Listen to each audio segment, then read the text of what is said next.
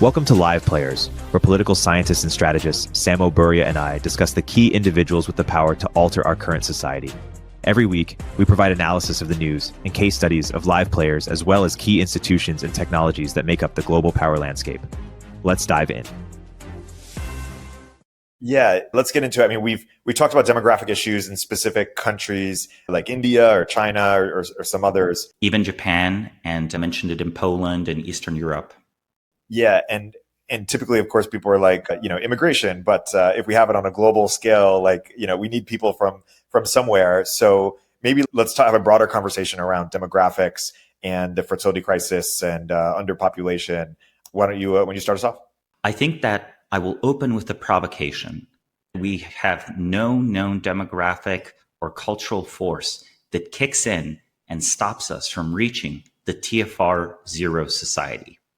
Now, would I bet that there will be a TFR zero society in the next century? I tend to be an optimist. I tend to say that we will figure this out and we will push in the other direction and something else will happen.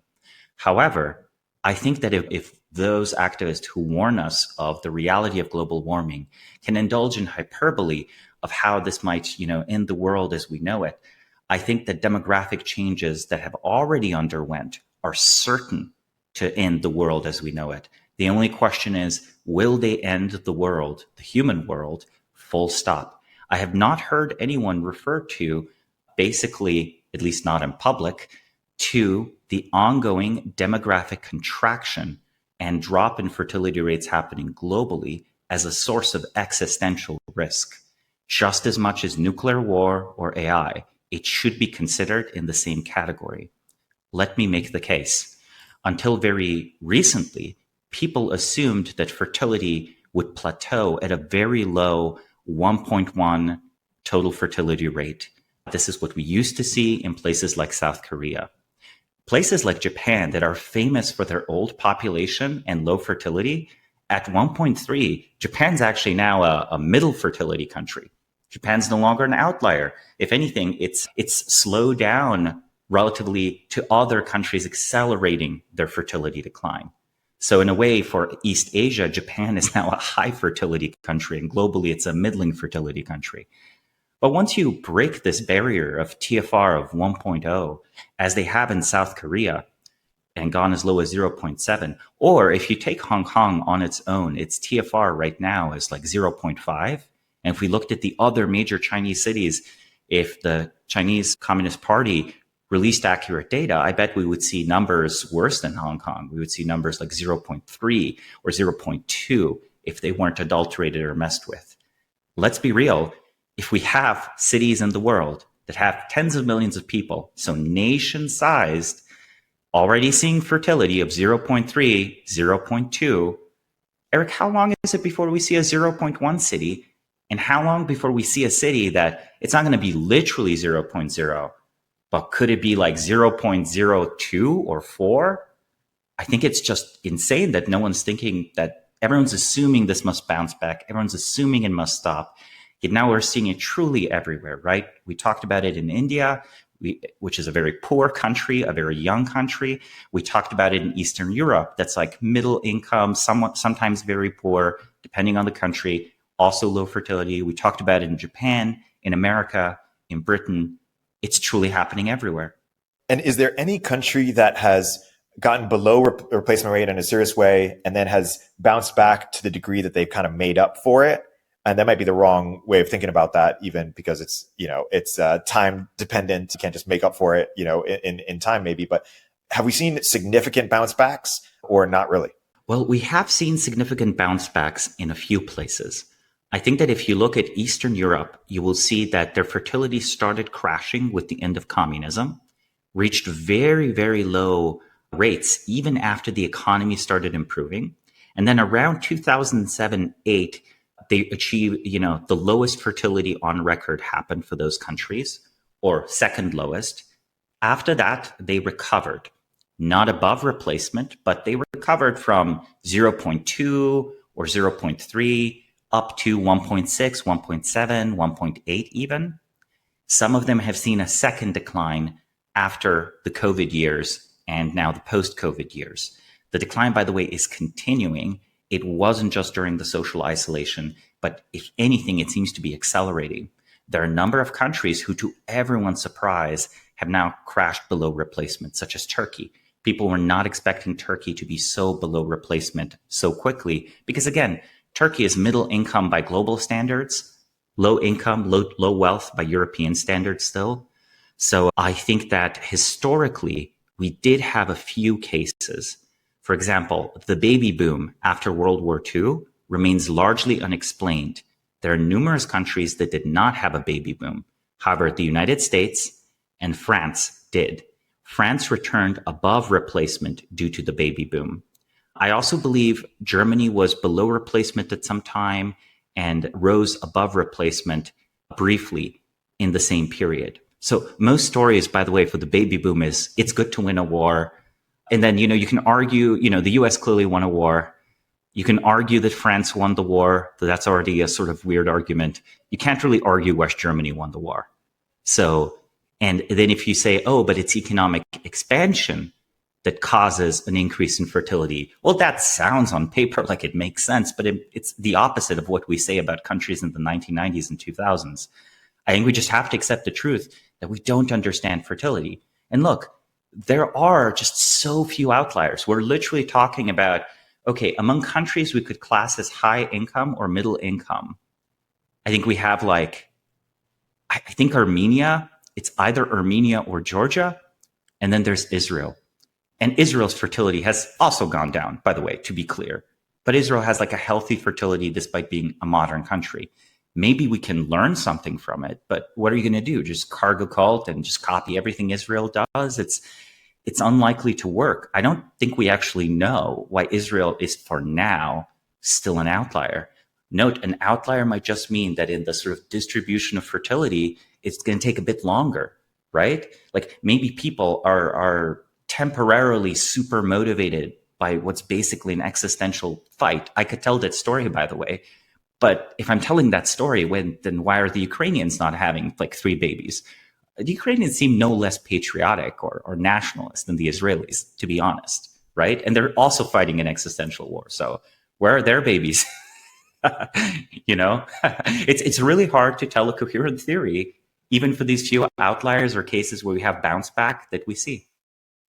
And is the best explanation for why this happens is just that as modernity hits a society, the opportunity cost for women to have kids increases, and thus they rather kind of do other stuff, or and what do you think is the best explanation? I mean, let's say, yeah, sure, that makes sense. Maybe the rest of our lives are just very interesting, both men and women, and then maybe for women especially, they're liberated and led into the workforce.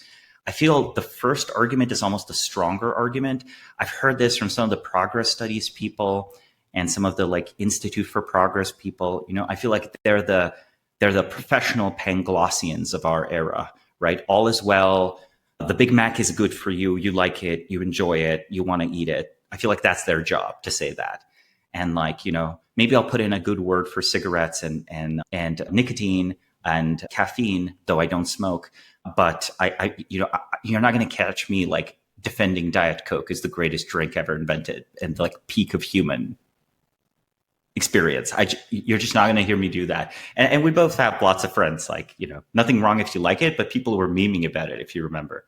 So I feel like when they make some of their guys, I forget who, on Twitter make this argument, oh, modern life has just gotten so good that we're enjoying it so much that raising babies just doesn't seem as fun. I'm like, well, what is your opinion on North Korea? Has North Korean life gotten so much better over the last 30 years that all the North Korean women are so happy with their career and earning opportunities and opportunities to contribute to North Korean society that has tanked their TFR? It seems super unlikely, right? At least if that's the main thing driving it. It just seems extremely unlikely explanation. I don't know anything about North Korea. Did they have feminism? Well, okay, let me propose. While I'm sure Western propaganda exaggerates it, it's one of the few truly totalitarian societies in the world, and their economy is sucks. It's super demoralizing to be in the workplace because you're under political threat. and economically you don't make a lot of money. Sorry, Erik, I don't want to be too neurodiverse here, but I thought I would say that explicitly for the audience. If that's the case, why is their TFR collapsed? Have they had just a yeah? I mean, not even to interrupt, but because I think we just don't know. And that's the scariest. Can you imagine if the planet was warming every year and we didn't know there was CO2 emissions? I bet people would be way more worried about it. I don't even think we'd be partisan about it. I think we'd all be panicking and we'd be funding climate science to figure it out and starting to like seriously look at geoengineering to cool it. It's only because we have tied the warming of the planet to carbon specifically has it become like a proxy referendum for the car-centric, AC-centric, suburban lifestyle, and to a much lesser extent, the oil industry and the Middle East and all of these things. But for some reason on fertility, I don't know. I think we're not, we pretend to know why it's declining. And we have good stories, which is that human life is getting so much better. And maybe a story where, the planet can't support this many of us, so there should be fewer of us. Or what's actually an extremely, eugenicist argument, but that everyone loves to make, both left and right. It's sort of like, well, it's good that the population is shrinking because the wrong people were reproducing anyway, right? Like that's an argument you hear in comment sections. I see it all the time. I just don't think it's true. I think by most metrics, it doesn't matter if you hate the overeducated liberal or if you hate the undereducated jokel, and you think it's good for humanity that either of these groups kind of stops reproducing. It doesn't matter because like both of them are failing to reproduce, and especially even the people in the middle, okay? The only community that currently in the United States has really good TFR, there are like two. One is the literal billionaires. So if you are a literal billionaire, you will have above replacement fertility. And that's not even due to Elon like juicing the numbers. That's just normal, very wealthy Americans tend to have above replacement. And it's such a tiny proportion of the population. Them, and it's like the Amish. Not even the Amish and the Mormons, by the way. Mormon fertility has collapsed. And for now, Amish fertility is like, it's not clear if it's noise in the data or if it's declining slowly. But let's play out this world where everyone goes below replacement except the Amish. And then 1,000 years from now, the result isn't that the Amish control the United States of America. The result is that North America and South America and small parts of Europe, the Amish also have been resettling and buying some parts of Europe, are settled by humans. And the humans do 18th century farming, and maybe they've kept tractors. That's at the very least a complete collapse of the industrial base. Erik, I guarantee you the Amish will like not be working at TSMC. Like they're not going to be doing that. And if they start doing that, their fertility is going to go way down. And I like modern technology. I'm not anti it. So that seems scary.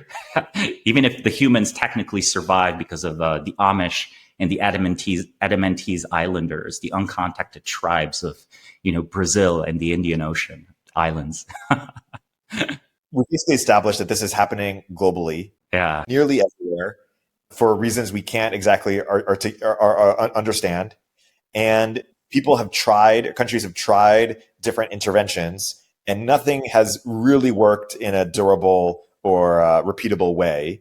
So should we be hopeless? Basically, should we just accept that in the next, generation, we're going to have, a significantly underpopulated society from what we have now? Like people were always like, oh, there'll be 9 billion people by X date. But should we accept a world where there's 6 billion, 5 billion, When I looked into this with my team, our conclusion was that by the end of the century, there will be fewer than 1 billion Indians. So from South Asia. And I bet that if we looked at some of these other places, we would arrive at similar results. In some places, even the population explosion was exaggerated, like in the case of Nigeria. There's like strong evidence that the individual states are juicing their population numbers because there's no nationwide census. However, federal oil money is distributed within Nigeria on a key based on the population of a state. So there was a decade-long incentive to exaggerate population and population growth and a blocking of the federal government just counting the people in the country. So it was kind of states got to self-report how many people live there. And the more people that live there, the more oil revenue the elites got in that state. So that's pretty straightforward. And then in China, I think the Communist Party, this is one of the few things that Zaihan gets right. They have been incentivized to paper over just how disastrous the one-child policy is. So I bet they're currently exaggerating their fertility numbers significantly. Even though, by the way, it's been a few years since they stopped the policy and fertility didn't rebound. Now, to answer your question, and to why was I raising Nigeria and these other countries, it was to say I'm not even sure we're going to hit 9 billion. Like, I think currently it's we're 8 billion people, 8.5 maybe. I would not be surprised that if we could completely accurately count world population, that it doesn't peak like slightly above 9 billion. It might on paper, due to China, Nigeria, and other places. Let me check. Yeah, current world population is apparently, as of 2022, it was 7.95 billion. So we currently believe it to be over 8 billion. I'm not even sure it's going to ever go actually to 9 billion. And if it does, very soon after, I think it's going to fall. And this is much more pessimistic than the UN projections. You could look at these graphs. Year after year, the official population estimates look like, fertility goes up and then it goes down and then it stabilizes. And this latter part is always fiction. It's just always fiction. But even after every year, the peak gets lower and the fall gets faster, they just keep drawing a line that surely this will stabilize. It might, but I don't think it's going to happen automatically. I actually think it's not going to happen automatically. Hey, everybody. Erik here with a word from our sponsors. The tech world turns to the Brave browser for its unbeatable privacy protections. But did you know that Brave also has a private ad platform? Brave Ads offers first-party targeting, and it's been cookieless since day one, so you can relax while third-party tracking cookies disappear from the web. Today, millions of people turn to ad blockers to avoid being tracked and pestered online. But Brave's new ad model aligns incentives for users and advertisers. Users earn rewards for viewing ads, which they can save, spend, or pass along to their favorite creators. And advertisers score points for respecting user privacy, generating ROI without invasive tracking. So whether it's high-impact announcements on the new tab page or keyword-targeted ads in Brave Search offers diverse, private, future-proof ad formats for all your business goals. Join the future of advertising at brave.com/ads. Mention Turpentine to get 25% off your first campaign.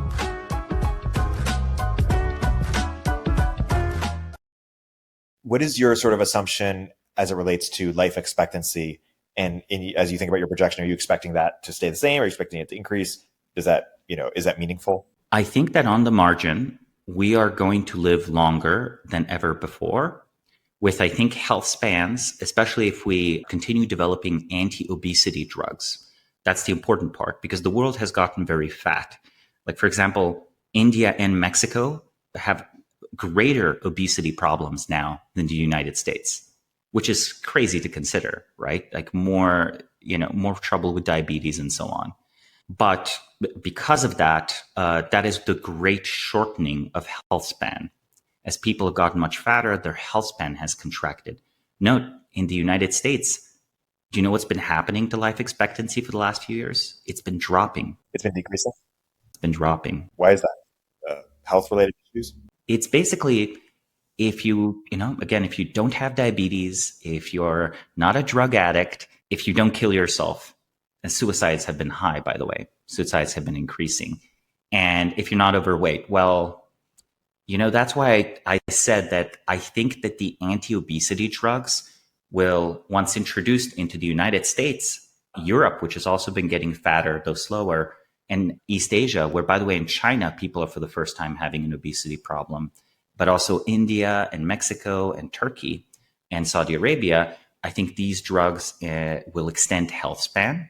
So I think that by the end of this century, I predict that the focus on health and well-being will mean that people in their 50s and 60s will look closer to the way people in their 40s look today. And they'll feel more energetic and they'll be younger. I don't think we will make very much progress on slow aging-related cognitive decline. So while 60-year-olds might look like 40-year-olds today, they will be slightly dimmer than 40-year-olds today. Now, of course, in many professions, actually, crystallized intelligence outdoes fluid intelligence. However, the intelligence of the population, the average intelligence, surely matters. Let us remember, a global graying implies also the world becoming stupider, or at least more forgetful. And I'm not even talking about Alzheimer's, I'm just talking about non-Alzheimer's related age decline and ability to adapt, right? So, yeah. I mean, maybe that missed your question, but there's so many, there's so many threads we can pull on this where the prognosis is super negative. I do think it's worth talking about healthcare. Like, if I were to find a silver lining to this, to the silver-haired global population, I think for the first time ever, we're going to have a database that's going to have the health statistics of 400 million 90-year-olds. They're just not, I'm not even sure there have been 400 million 90-year-olds in like all of human history. I don't know what the current global number is. It probably is like a few million. We could ask, one of the AIs how many there are. But I think even if there are a few million, we've not collected data on them as a demographic because they're not consumers. Now, in Japan, we saw this shift where as Japan grayed, the market for adult diapers and alternate care and like various forms of automation for like beds that like move you out of the bed automatically and stuff like that, there was a market for that. So I think the pharmaceutical industry will have hundreds of millions of customers who want solutions to these terrible old age diseases. Now, because of this, I could see global, assuming the suicide thing doesn't get even worse, which is a big if, and assuming we solve obesity through basically pharmaceutical means globally, I think that we might see people reaching 100, like living to 100 and being healthy and active and working until they're like late 60s, right? Maybe up to 70 for people with good genetics, with lucky genetics, I should say. All genetics, almost every phenotype you see in the population has advantages and disadvantages, right? The same gene that might make you an Olympic powerlifter might actually mean that, at 70, you're going to have bone issues or something like that. Yeah. So circling back a little bit, are there any interventions that we're excited about? People, think about tax benefits, child care, these things that kind of on the margins, right?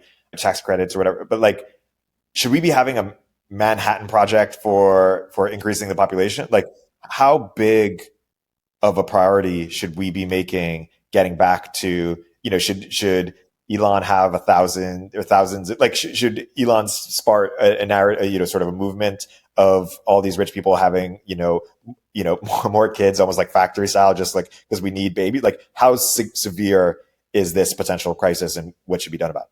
I think I'm raising the alarm right now, somewhat provocatively, because I think it is possible that this might lead to human extinction or civilizational collapse. I was already worried about civilizational collapse for a variety of reasons in our civilization 10 years ago.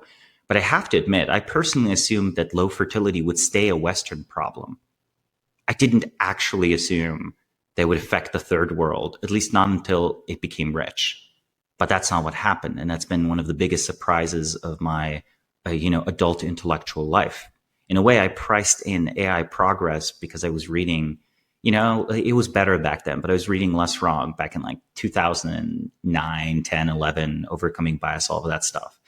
No one was predicting a global fertility decline. Lots of people were saying, oh, maybe feminism is the problem and like maybe Islam will overtake us all.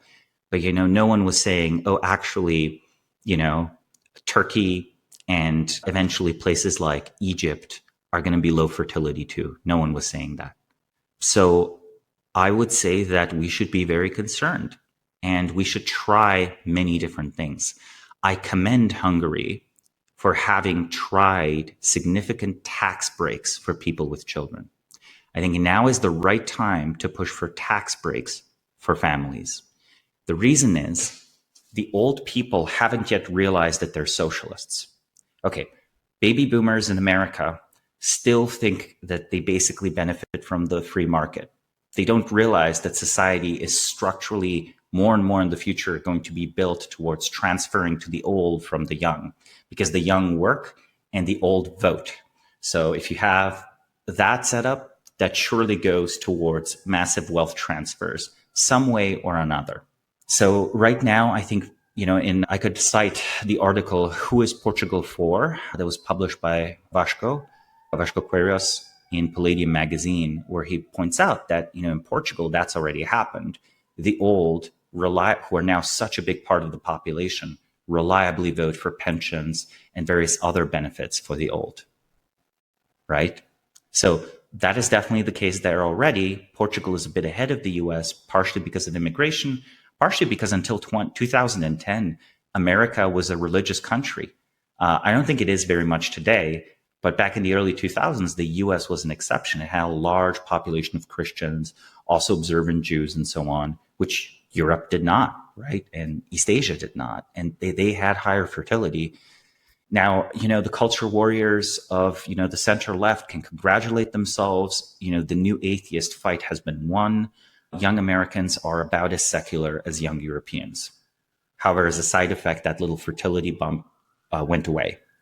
And, I don't think, by the way, staying religious is a solution. It's just staying religious helps. It's like your decline is slower and you still have more babies than the people who are religious.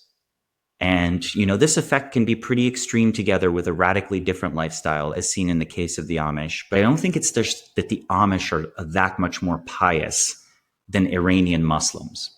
I think it's just the case that the lifestyle is very different, right? The Iranian Muslims, they might have bearded policemen harassing underdressed women in the street, but they live a modern lifestyle, including the women, right? The women go to university, have PhDs, the men work office jobs. And, the bearded men policing the women, they're not members of your clan or something. They're just literally the national religious police.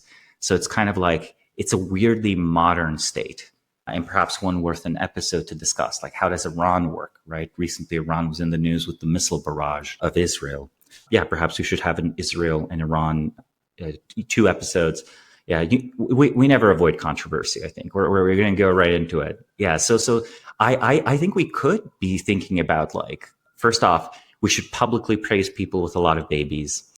I think we should make it clear that, having babies is like, first off, it's like patriotic. Secondly, it's good for society. Third, it's good for us keeping a liberal society, because at the end of the day, if the highest fertility countries are the illiberal countries, and the illiberal countries can stop their people from moving into liberal countries, which, by the way, for example, North Korea, right? It doesn't have a high fertility, but it certainly stops people from leaving, doesn't it? Right? And I bet China, if it were to try very hard, could stop people leaving China pretty effectively. So in that world, those countries are just going to have more fighting age young men, and they're going to have a better economy than we do.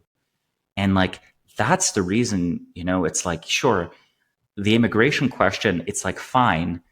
Though I have to ask, if a Nigerian moves from Nigeria, where they would have had 6 babies, and they move to the United States and they have 3 babies, and then their babies have 1.5 babies each, this is like good for the United States. It's probably good for the Nigerian as family. It's probably not good for Nigeria, because they probably lost a very, smart fraction person. And it's certainly not good for global population, right? So if we could magically move half of Africa into Europe and America, the result wouldn't be that there will be a higher global population at the end of the century. The result would be a much lower global population at the end of the century. So I just want to make that point, that not only is that while immigration is a solution to stay ahead if you do it smart, though of course Canada, France, Sweden demonstrate what happens when you do it not smart, then it's a detriment. Britain recently. It is actually globally a negative if what you're trying to do is keep global population at least stable rather than collapsing, right? So we have to look again at fertility intervention. These can be tax breaks. I think tax breaks are excellent because, let's be real, I think parents, when they raise their children, it used to be like, they're producing more mouths to feed. These children are going to get welfare. All the welfare is going to be going to the old people. That's how the political economy works. They're doing work. Anyone who's raising their children to be like decent, like, peaceful, economically productive, entrepreneurial, smart people, they're doing a society such a big favor. They're giving positive externalities to all of those of us who choose to be childless. So I think the liberal argument, the liberal social argument for having tax breaks for families is there. And I wish my center-left friends would listen to my center-right friends about this, because it really doesn't have to be a culture war issue. We could just do it, right? We could just do it, and we'll help on the margin. It's helping Hungary a little bit. It's too expensive for Hungary. But I bet if the US did this, it would work better, because the US is richer and you earn more personally. So the tax break is actually more money. I don't think we're ever going to drag Homo economicus by the collar towards reproducing. I think Homo economicus is sort of, oh God, I could be so spicy. Let me just say, lots of animals do not breed in captivity. So if your main motivation is financial gain, I think you are in a form of captivity. Yes. What means? Yes. Exactly. Yeah. What means exactly. Right. Maybe slaves were also Homo economicus, right? Except under coercion. Yeah. And so I want to zoom back out to when you say, hey, this could lead to the result of human extinction.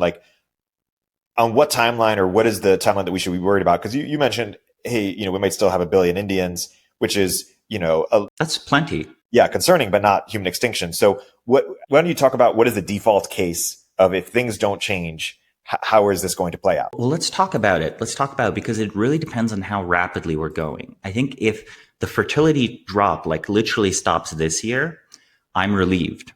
In that case, we're going to have billions of people at the end of this century. Technology can progress. The global economy might not grow very much, even if AI goes ahead and leaps and bounds. If the world's population is smaller at the end of this century, we might also be poorer. We should factor that in, and I can talk through the economics of that. Because as long as AI doesn't automate everything, more people does make you wealthier, right? Because what is it? Jevons paradox is the term in economics, I believe, where if you partially automate a job, so if you automate almost all of the dock work, but not the last 2%, then the dock workers are super well paid and their union is super powerful. But once you crush the remaining 2%, then the dock workers are obsolete. And at that point, they're organizing their last stand right now, which I don't support. I think we should have automated docks. And I think there are plenty of other jobs in logistics that they could productively do that have not been automated, just to be clear on that issue.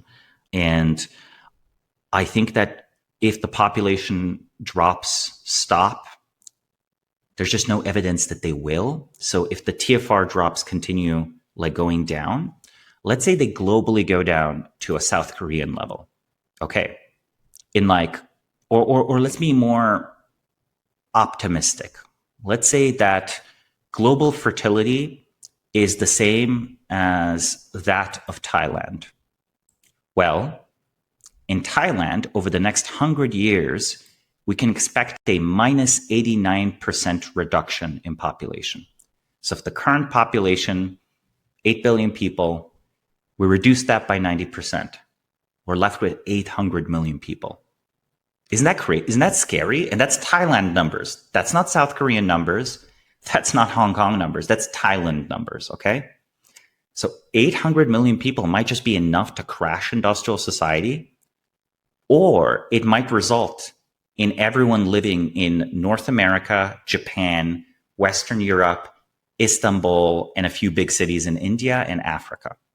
Because what happens with modern day Japan? You would think, real estate prices should be going down in Tokyo.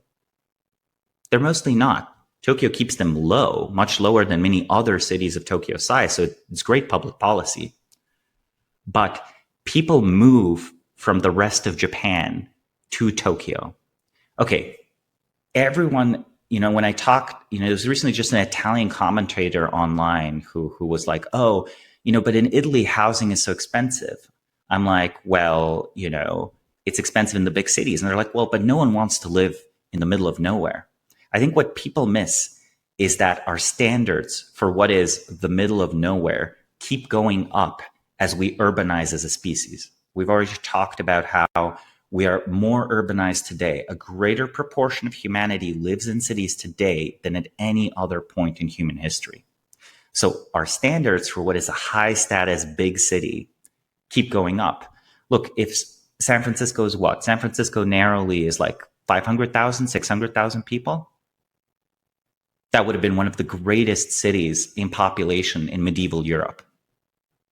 No one would call San Francisco a small town. And to people outside of SF, it might be weird, but people here often comment that, this is a surprisingly small town for how important it is, because they're comparing themselves to literally New York and LA and London, right? And the result then is within countries like Japan, Italy, and Spain, more and more places get called nowhere because the standard is rising for what is a big city slowly because of cultural changes due to urbanization. And simultaneously, the population of the country is going down, which means that more and more cities tip over to being nowhere for educated and well-off people. And then they don't want to live there. The economically productive people don't want to live there. Well, there are no jobs there. And then you might see the kind of depopulation that you see in northern England or the Rust Belt, where people start leaving, or the abandoned villages and honestly towns and eventually cities of Japan. So a world of 800 million people, and assume that open borders have happened, I think a world of 800 million people might still be industrialized. Okay, let's wait for another 100 years. 80 million people.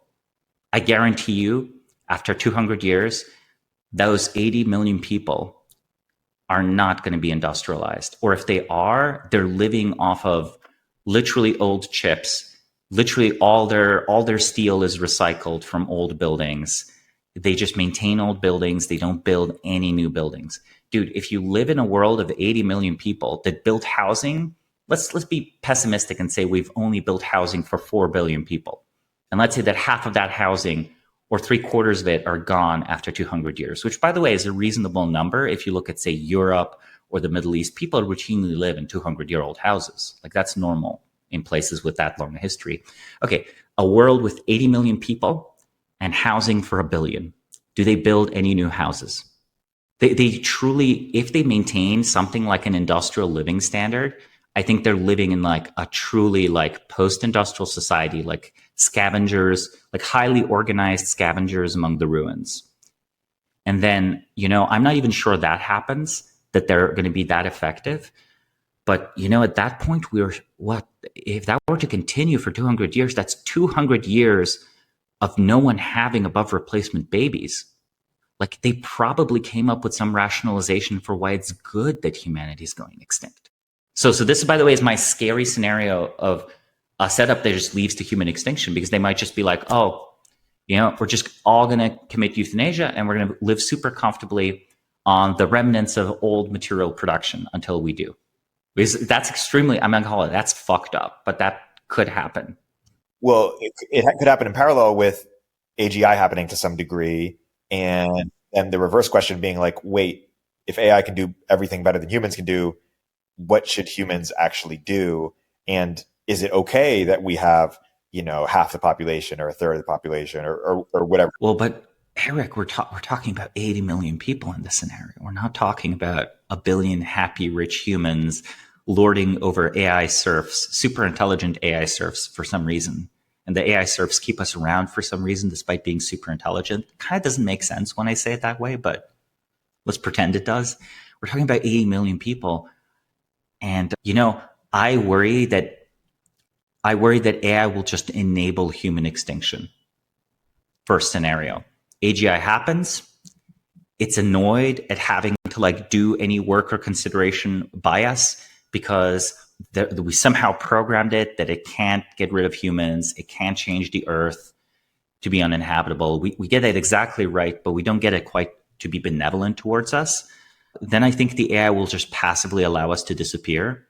And I think that's pretty bad. I'm very much in favor of humans. I'm happy for other life forms to exist, but I'm very happy with humans. I like humans. I think it's morally valuable that we exist. I think we're a very interesting part of nature. So I don't even believe that we are in opposition or war or fallen from nature in any way. So I think that's very sad. Scenario number 2, we don't get full automation, but we get enough automation to on the margin make things better. I think the test case for this is Japan.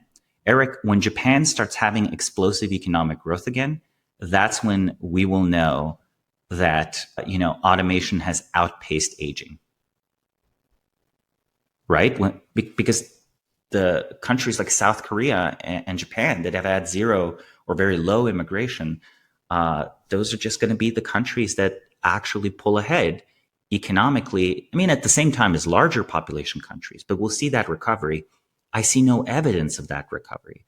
At best, I see a sort of red queen race where Japan, even as its GDP gently starts to decline, it has to make the young workers ever more productive to support an ever larger population of old people that need supporting. And then let me go a step further. Remember when I said a gray world is a dumb, forgetful world? Well, it's also an inflexible world. They use fax machines in Japan and so on, right? Like, I actually think the rate of innovation is going to slow down. Erik, like, wouldn't you feel personally kind of bad about AI progress if 40 years from now, the only people still charging ahead on AI would be Elon Musk, Sam Altman, Demis Hassabis, Dario Amodei, and and no one new had showed up? You know that the fewer smart young people we have, the lower the odds are of the next Dario Amodei or Demis Hassabis or Elon Musk or Sam Altman are. Like, we might not hit that point now, but we might hit that in 60 or 50 years from now, right? Because for now, we're like kind of taking a full infusion of all of India's talent that we can grab to keep us alive. And I think that's like, it's not going to keep working. Yeah. Do you also worry about Robin Hanson's theory of cultural drift, or his sort of concern about this sort of like homogenization, or have you followed it? He has a concrete theory of cultural change. Let me put it this way.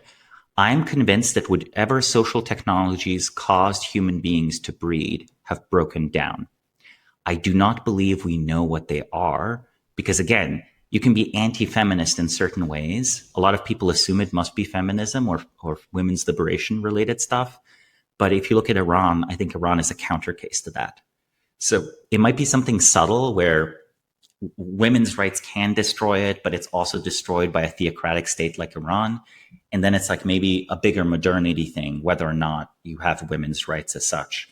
So I'm certainly convinced something changed culturally, but I think unlike Robin Hanson, I assumed that by default, the social technologies making up civilization change a lot. And I think he thinks that the selection pressures keep culture functional. And I disagree with him. I think selection pressures can work on culture in a very long timeline. But for the last 4,000 years, the rate of cultural evolution has been too rapid and changes too rapid to be explained by like a natural selection style mechanism. So I don't think group selection has been dominating which global cultures are or how cultures change. I think basically live players and society has done that. And that's why I'm optimistic. I think that if live players dedicated themselves to reforming societies, to run social experiments, to run technological experiments, to try to get humanity, we're on a timer. We're on a timer to reinvent social technology that causes us to breed, or we will go extinct. We might be replaced by superintelligence. We might be replaced by the forests. We might be replaced by nothing because we destroy the planet on the way out, right? Like all of these might happen. But we are on a timer to figure out social technology to start breeding again. And I want to encourage the live players listening to this. Don't think you know what's going on. You almost certainly don't. I've looked far and wide. The smartest people in the world have no idea why this is happening. Lots of people will capitalize it politically and will lie and will confuse themselves and be arrogant and think that their political option has the solution, but we just don't know yet. So my call to the live players is to figure it out. Go ahead, figure it out, experiment, do anything you can, and maybe it'll work out. Now, again, hopefully 5 years from now, we'll do a follow-up on this episode, and I'll say, thank God I had no cause to be worried. But I'm not sure. If I had to bet against it today, I would bet against it. And if someone wants to take me up on that bet, 5 years from now, I will do that long bet with you. Or 10 years from now, I would do a long bet The Long Now Foundation has like special mechanisms where you basically give money to charity and it's held in a trust and it's invested above returns. And that's how you can make economically rational long-term bets, as long as you're okay with the money going to charity. So I'll do a long bet with any viewer that I probably won't regret it, but I hope I will. Like saying this on today's show. I did talk to Tyler Cowen about the politics of this, because one thing we see is like, it's not really it's popular to worry about climate change. It's popular to worry about AI doomerism. It's not really popular to worry about underpopulation. One reason could be a lot of women kind of get threatened or don't like it, because when the immediate implication is, oh, like they get, we start feminism or, sort of women's education, which was like the big focus, for the last couple decades, or women's employment or something. And we talked about, hey, because it's happening in Iran, it's not just that. But that's one reason. But there are other reasons why it's kind of like weird, or seen as, like, if you look at the people who are publicly about it, they're kind of seen as weird in some ways. So it's hard to rally up. Like, I don't think we're going to have, when I was in college, I took classes on global warming. I don't think, we're going to have classes on underpopulation in the next decade or something. Everyone was worried about overpopulation. And I do wonder, basically, what are the politics of getting people worried about this sufficiently so that they take action in a way that is commensurate with the need. I don't know if it's a Manhattan level project. I don't know if it's, all the, Elon's or the richest people sort of, I think even the main intellectuals haven't updated. In a recent interview, to give an example of someone who used to be prominent in the new atheist movement that I mentioned from the early 2000s, right, that was trying to further secularize the Western world, Richard Dawkins was surprised in an interview earlier this year to hear that fertility rates are below replacement in India and a lot of Islamic countries. It doesn't match his model, right? His model was, poor or more religious people have more babies, and et cetera, et cetera. I think that, and even in Israel, we talked about Israel earlier, but there's a culture war happening within Israel, not even among Palestinians and Jewish Israelis, or like Muslim Israelis and Jewish Israelis, even outside of the Gaza and West Bank and all of that stuff, but between the high fertility Orthodox minority, which is a large minority of the country, and the more secular population. Do I recall correctly that recently there was a push to have the religious exemption from military service removed? Right? That's a big deal. But first off, it might be militarily necessary. That's true. And secondly, I bet the secular population of the country, like, they want to keep Tel Aviv good for gay people, right? Like, they want to keep it like, nice, open, and they're okay with a large religious minority, but they might not be okay with a religious majority, right? But still, that would be an example of a political struggle within a country pushing the country towards lower fertility. I think here's another weird idea. I think when countries fought more wars, there was an incentive to increase your population, right? More manpower. But if countries only fight internal political power struggles, I think you're always incentivized to reduce the other side's voting pool, right? And, you can have the opposite strategy of increasing your voting pool, either through, there are people who have tried to raise fertility to have more Christians, for example, the so-called quiverful movement, or progressives basically just import whatever voters they need in the United States from any country in the world that happens to have a high population. And that's another way to increase the amount of voters you get.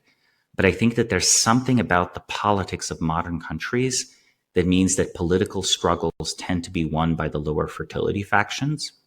And I'm not quite sure why that is, but it's something worth investigating. Like, I agree that it seems weird, though I think honestly it's less weird today than 10 years ago. I think if 15 years ago you were concerned about low fertility, I think people vaguely thought you were racist or something, right? No, for real, because you were talking about, those were the talking points, right? Or that you're worried about Islamicization of Europe or something. Now, if you talk about it, it seems a little weird. I think the problem is that if you're seen advocating for high fertility, right now it still sounds like you're advocating for your own high fertility. And, in some cases, if the shoe fits, again, Elon's cool, but, he both advocates for people who have a lot of babies and has a lot of babies. So, you can maybe see it in a self-serving way. But I think the perception that it is self-serving could be contested. And I actually think that we should start also noting that the child-free movement, like child-free movement people were also always kind of weird. So I think it's just weird to talk about other people's fertility. I think it makes everyone uncomfortable. Like whether you want to increase it or decrease it, it makes people uncomfortable because it's an intensely personal decision and it's intensely personal. But the social science reality is that we do respond to macroeconomic conditions, social policy, religious incentives. We make the decision personally, but the facts on which we make our decision, well, you know, those are society-wide. So I think it's squaring the circle so that it sounds like we're mostly talking about non-coercive reproduction. Though, I would not be shocked if I don't know. I wouldn't be shocked if countries start taking on reproduction themselves if families won't provide. That's what I'm wondering. Like, do we have a bunch of baby centers, like a bunch of Genghis Khans, or even governments themselves being like, hey, this is a priority, and if people aren't going to have them, we're just going to make them? Note, a Genghis Khan that gives 1 million women one baby does not actually increase the country's TFR. So that's important to keep in mind.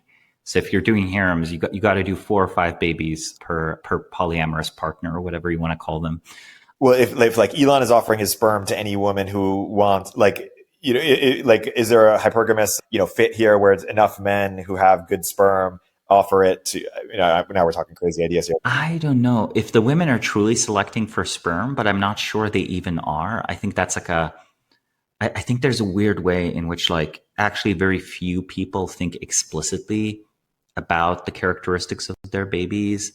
And I think that usually the desire to have babies with someone comes from wanting to share social status with them and social standing. So if you're one of 1,000, if you're one of 10 Elon baby mamas, okay, there's some status there. But if you're one of 10,000 Elon baby mamas, it kind of stops losing any social advantage, right? There's no and there's the odds of your child having an active parent go from interesting odds to nil, right? So I think that the likelier thing that might happen in some East Asian countries, they might attempt to produce basically they might first off encourage people to donate eggs and sperm. Let's consider the following set of cultural evolutions that happen in an East Asian country that doesn't have basically Judeo-Christian taboos, which, by the way, is most of East Asia. Most of East Asia, even the more Western democracies, et cetera, they tend to be non-Christian, non-Islamic, non-Jewish societies. So let's go there. And as a result, they tend to think about bodies and biology differently than we do, right? They're more open to bioengineering stuff. They're more animist, for example. They're more happy to think of a machine as having a soul, even if it's not yet an AI, right? So of course, when an AI show up, they're not going to be confused at all. They're going to be like, yeah, this thing clearly has a soul. My Toyota Land Rover had a soul. This thing also has a soul. So that's what I mean by stepping away from the Abrahamic assumptions, because Islam actually shares a lot of these. So you could have an evolution where it starts with, okay, we have a national fertility crisis, and look at all of these women in their 40s who want to have babies but don't get to. As a public health measure, when you turn 18, you have to get your eggs and sperm frozen. We're just mandating this. You could imagine this being said, and you could imagine it being done, and then you could imagine there being health or ethical objections. You could have the same way you could write a health or ethical objection for getting out of the draft or getting a particular health condition would exempt you from some mandatory vaccinations. On the same principle, they might have mandatory freezing of sperm and eggs. Okay, so you have mandatory freezing of sperm and eggs. Run forward 20 years. Okay, IVF has been fully legalized. Surrogacy is very common. I think, by the way, surrogacy will be extremely common in most of the world very soon because it's already become a trend among well-off people, and also allows various kinds of genetic screening and genetic enhancement. However, the market is not providing.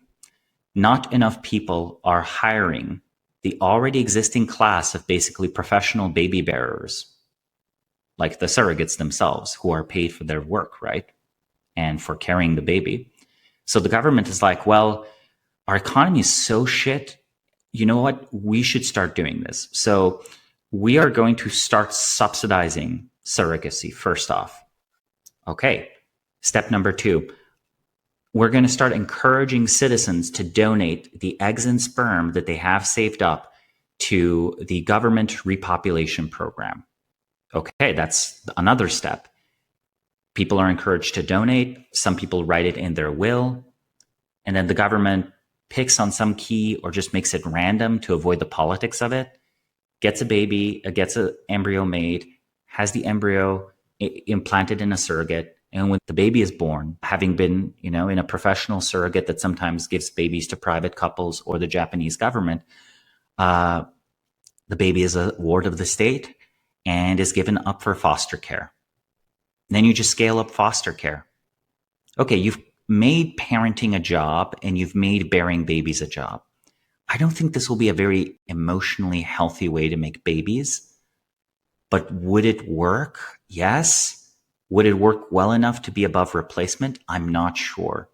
So that's one possible kind of extreme, let's call that the extreme social democratic solution, right? Social democracy where you consider fertility to be part of your duty, just as like paying a high progressive tax is part of your duty to repay all of these goods and services you've received in your life from society, right? Like the same arguments can be applied.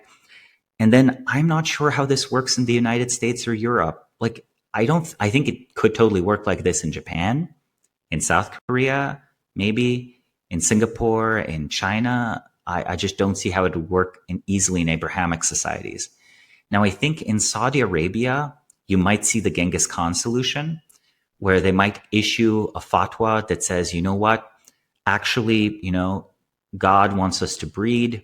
We're temporarily lifting, it's permissible to have babies with more than just 4 women, as long as you give each of the women at least 3 babies.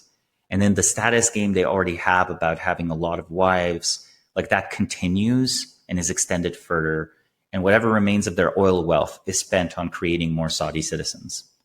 That could be the country where I see the Genghis Khan thing work. It's the world where the prestige is in having lots of children, and you kind of force it that way and you sustain it through a non-modern economic model.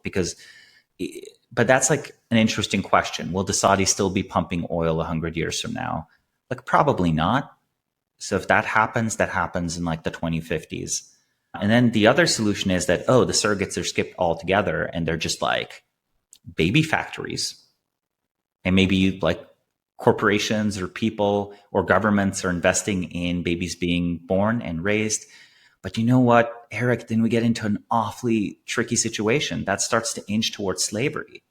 If we're like producing humans and using some, however obfuscated legal or economic mechanism to take from their labor to pay for their existence, dude, that's slavery with more steps, right? Yeah. Like, actually. And maybe it'll take that. I don't think it will, but it's kind of funny. I think fertility kind of breaks our ideas about property, economic externalities. I think we've been breeding for non-economic reasons for the longest time. And as soon as you start to give a state reason or an economic reason to breed, it gets weird. But it gets weirder than that. Like, assume genetic engineering keeps on progressing. Dude, these states are going to do the worst things possible to the human genome. They're going to like transform the human species into something utterly alien. I mean, I still prefer utterly alien hominids that always pay their taxes and never litter to just pure AI and no human descendants. But it's like, sure, it feels worse than this like kind of wild type humanity we still are. We're heavily domesticated, but no one's centrally planning our genetics. I think the central planning of genetics will be a disaster. And the distributed planning of genetics, personal choice reproduction, that's great, but you would need a high fertility culture. It's not enough to be like, I have 1 super baby. Then state central planning of genetics wins. To have individual planning of future genetics, to have libertarian genetic engineering, you must have I have 5 super babies. That's way better than your 2 super babies. Because my 5 super babies are like, they have higher odds of achieving great things, or whatever ideology you cook up. So I think that especially when you add genetic engineering to the mix, a high fertility is a must. High fertility cultures are a must for any would-be free culture. And maybe that's a good spot to end it on. Yeah, a note of caution or concern, and also a call to But also optimism in a way. Maybe the world where everyone has lots and lots of babies and they either change their genetics or not, like that's not that bad a world. That's actually fine. Let's wrap on that. As always, a great conversation. Samo, until next time. Great talking. Thanks for listening to Live Players. Please subscribe, leave a review, and check out Samo's excellent newsletter, The Bismarck Brief, for more rigorous analysis of key individuals, institutions, or industries. Live Players is a production of Turpentine, the podcast network behind Econ 102 with Noah Smith and Moment of Zen. Hey everyone, Erik here. At Turpentine, we're building the first media outlet for tech people by tech people. We're the network behind the show you're listening to right now.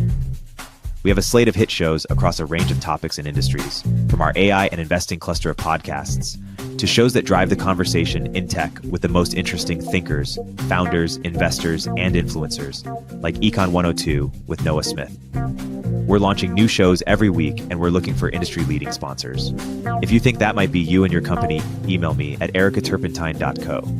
That's ERIK at turpentine.co, and let's partner together.